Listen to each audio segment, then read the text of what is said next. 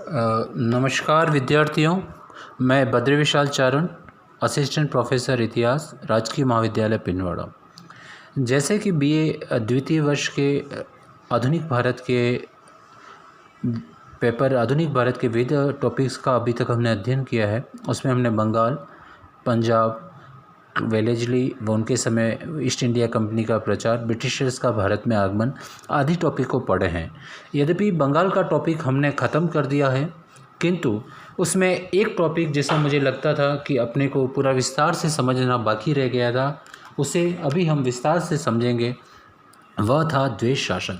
जैसा कि आपको पता है, 1698 में अंग्रेज़ों ने ज़मींदार शोभा सिंह से कालीकट, सूतानाटी, गोविंदपुर व कोलकाता नामक 3 जगहों की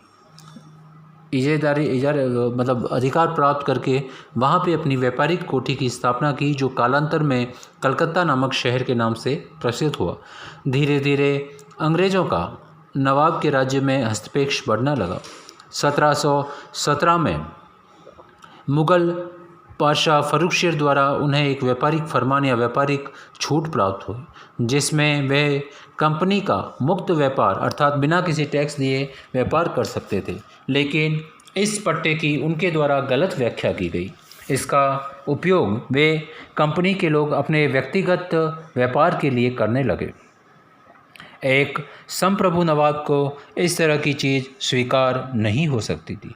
साथ ही उनके द्वारा कलकत्ता की किलेबंदी की कोशिश की जाने लगी। साथ ही उनके द्वारा नवाब द्वारा 40 सिक्कों को मानने से भी मना किया जाने लगा। यह स्थिति एक संप्रभु नवाब के लिए चुनौती थी।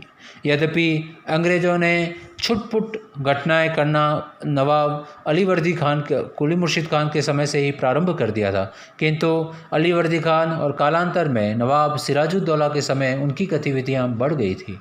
जैसा कि हमने अपने पिछले लेक्चर्स में देखा कि किस तरीके से नवाब सिराजुद्दौला ने 1757 में प्लासी का युद्ध उनसे लड़ा, जिसमें अपने सेनापतियों व वित्तीय अधिकारियों, जिसमें मीर जाफ़र, दीवान राय, नवाब चंद आदि द्वारा की गई गद्दारी के चलते नवाब की पराजय हुई व उन्हें मीर जाफ़र के पक्ष में गद्दी छोड़नी पड़ी।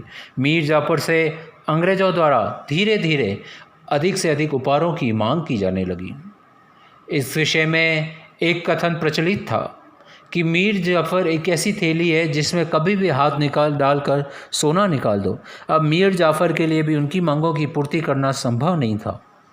अतः मीर जाफ़र को अपने दामाद मीर कासिम के लिए गद्दी छोड़नी पड़ी, जिसने अंग्रेज़ों को बर्धमान, बीदनापुर व चटगांव की जागीरें प्रदान की।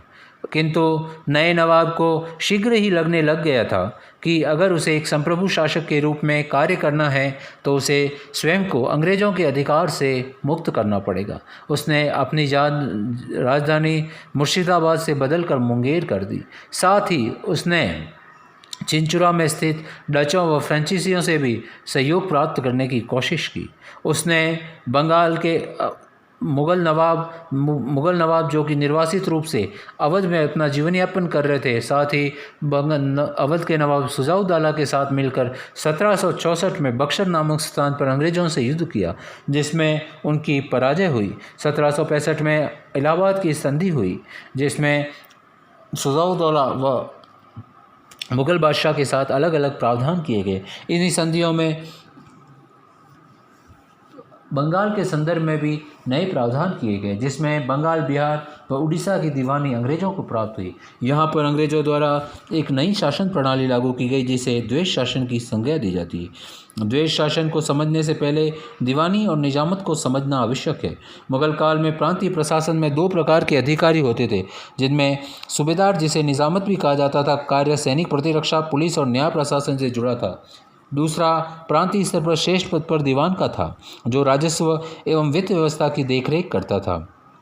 ये दोनों अधिकारी एक दूसरे पर नज़र रखते थे तथा मुग़ल बादशाह के प्रति उत्तरदायी होते थे। इलाहाबाद की संधि के बाद अंग्रेज़ों को 26 लाख रुपए वार्षिक देने के बदले दीवानी का अधिकारी तथा 53 लाख रुपए बंगाल के नवाब को देने पर निजामत का अधिकार प्राप्त हुआ।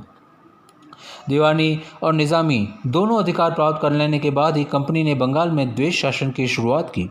द्वेष शासन का जनक लियो कार्टियस को माना जाता है।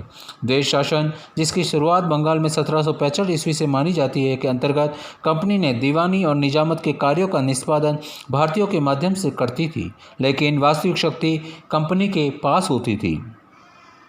कंपनी और नवाब दोनों द्वारा प्रशासन की व्यवस्था को ही बंगाल में द्वेष शासन कहा गया, जिसकी विशेषता थी उत्तरदायित्व रहित अधिकार, राइट्स विदाउट एनी लाइबिलिटीज, और अधिकार रहित उत्तरदायित्व। शीघ्र ही बंगाल में द्वेष शासन के दुष्परिणाम दिखने लगे। समूचे बंगाल में अराजकता, अव्यवस्था तथा भ्रष्टाचार का माहौल बन गया। व्यापार और वाणिज्य का पतन हुआ। व्यापारियों की स्थिति भिखारियों जैसी हो गई। समृद्ध और विकसित उद्योग, विशेषतः रेशम और कपड़ा उद्योग, नष्ट हो गए। किसान भयानक गरीबी के शिकार हो गए। क्लाइव ने अवध नवाब सुजाउद्दौला से 1765 में इलाहाबाद की संधि की द्वितीय संधि की, जिसमें भी इसी प्रकार की कुछ शर्तें रखी गई।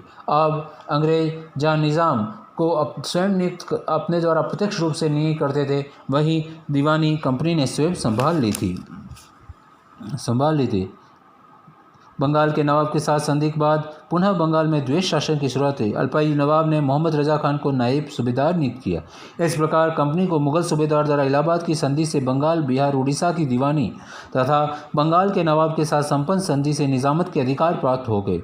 द्वेष शासन के समय ही बंगाल में 1770 में भयंकर अकाल पड़ा, जिसमें करीब 1 करोड़ लोग भूखमरी के कारण मृत्यु के शिकार हो गए।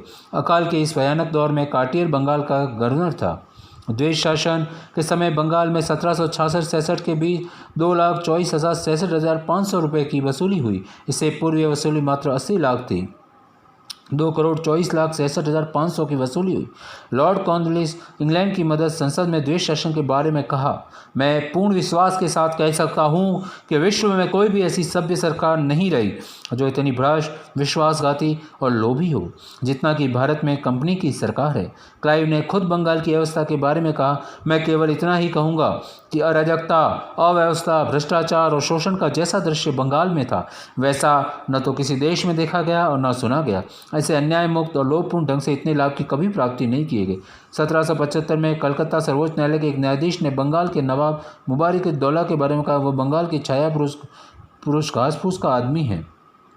क्लाइव के समय में मुंगेर, इलाहाबाद के श्वेत सैनिकों का विद्रोह का भी सामना करना। अंततः 1772 में नए गवर्नर जनरल वॉरेन हेस्टिंग्स ने इसके दुष्परिणाम, द्वेष शासन के दुष्परिणामों को देखकर वह ब्रिटेन में संसद में इसके प्रति होने वाले विरोधों को देखकर इस शासन पद्धति को समाप्त घोषित किया। इस प्रकार हम देखते हैं कि श्वेत शासन ने एक दोहरे शासन को जन्म दिया, जिसमें अंग्रेजों के पास समस्त अधिकार तो थे, पर किसी भी प्रकार की जिम्मेदारी उठाने के लिए वो तैयार नहीं थे।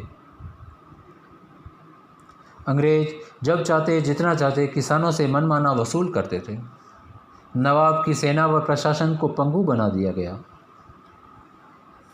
अब कहने के लिए भले ही नवाब शासक था, लेकिन शासन की वास्तविक बागडोर अंग्रेजों के हाथ में थी।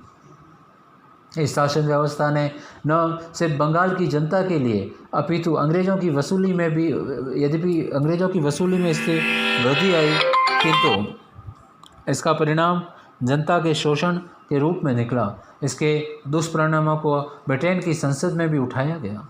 लोगों ने खुले मन से माना कि इस समय बंगाल की स्थिति सबसे भयावह या सबसे खतरनाक थी। धीरे धीरे अगर देखा जाए तो ये वह कारण थे जिसका परिणाम 1770 के सदी के सबसे महान अकाल में, सबसे भयानक या विकराल अकाल में हुआ, जिसने करोड़ों बंगाली नागरिकों की जानें ले ली। 1772 में अंततः वॉरेन हेस्टिंग्स ने एक आयोग बैठाया। उस आयोग की रिपोर्ट के आधार पर देश शासन प्रणाली को ख़त्म कर दिया गया। न सिर्फ यह इसके बुरे प्रभावों की वसूली से ख़त्म किया गया, बल्कि धीरे धीरे इसने अंग्रेज़ों के लिए भी समस्याएं उत्पन्न कर दी थी। इस प्रकार हम देखते हैं कि द्वेष शासन, जो कि अंग्रेज़ों की विजय का परिणाम था, जिसने जनता के शोषण में वृद्धि की, जिसने नवाब को पंगु बना दिया, बंगाल को बंगाल को खोखला कर दिया, जिसका परिणाम 1770 के अकाल थे, जो प्रकृति के द्वारा बारिश नहीं होने के साथ साथ मानव के द्वारा की गई अंग्रेज़ों द्वारा अपनाई गई गलत नीतियों के भी परिणाम थे। इस प्रकार द्वेष शासन एक अभिशाप था, जिससे अंततः 1772 में बंगाल को आज़ादी मिली। धन्यवाद।